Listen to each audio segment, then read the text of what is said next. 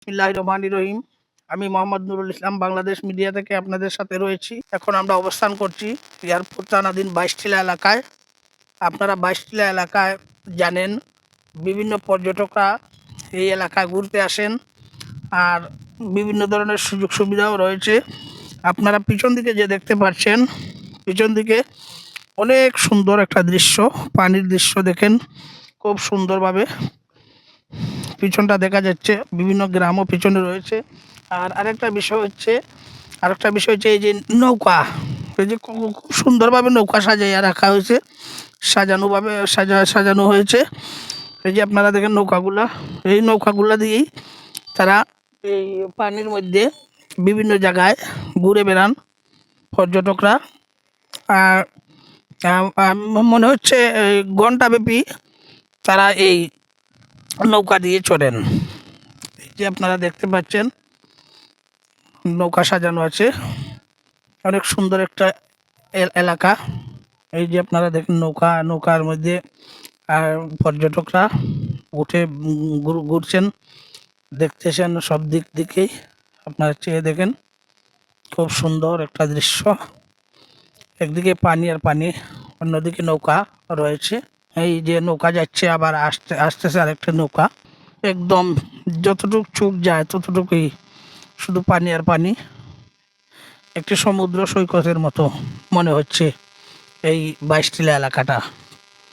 আপনারা দেখেন কি সুন্দর একটা দৃশ্য, কোলাহল পরিবেশ। এই যে আপনারা দেখতে পাচ্ছেন নৌকা নিয়ে মানুষ ঘুরছে।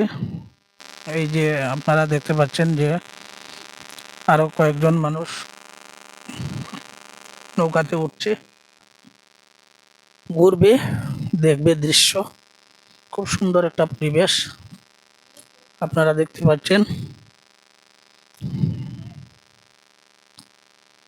আপনারা দেখেন এই যে দৃশ্যটি খুব মন কেড়ে নেয়। এই দৃশ্যগুলা গ্রাম অঞ্চলের পাশাপাশি এই দৃশ্যটি রয়েছে আমাদের, আপনারা দেখতে পাচ্ছেন।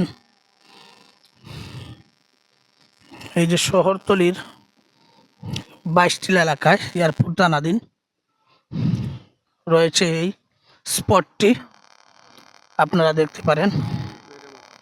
সুন্দর সুন্দর স্পটটি রয়েছে। আমরা আপনাদেরকে পুরো দৃশ্যটি দেখানোর চেষ্টা করছি,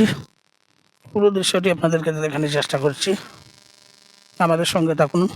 500 টাকা নেয়, 500 টাকা রেট পেলাইছে। যদি খাম না তাহাতে কিছু কমায় টমায় নেয়, 300 টাকা নেয়, 250 টাকা নেয়। 3 কিলোমিটার যায় গিয়া আবার ঘুরি আয়, এক ব্রিজের তলের দিকে গিয়ে আরেক ব্রিজের তলের দিয়ে আয় ঘুরি আয়। 4 বছর ধরে ও রাস্তা হইছে পরে, রাস্তা তো আগে ছোট আছিল, এখন রাস্তা বিশ্ব রোড হওয়ার পরে 2-3 বছর ধরে ও নৌকা চলে না। সংসার চলে না, এটাতে কোনো সুরত গোয়া ফানোর পয়সা চলে আর কি, সংসার চলে না। সংসারে তো 100 জনের মানুষ বেশি, বুঝলি। আমরা ক্ষেত আছে, কিছু বুড়ো ক্ষেত আছে সামান্য, এই কারণে 8 বাজারের খরচের পয়সাটা একটু সময় সময় চলে।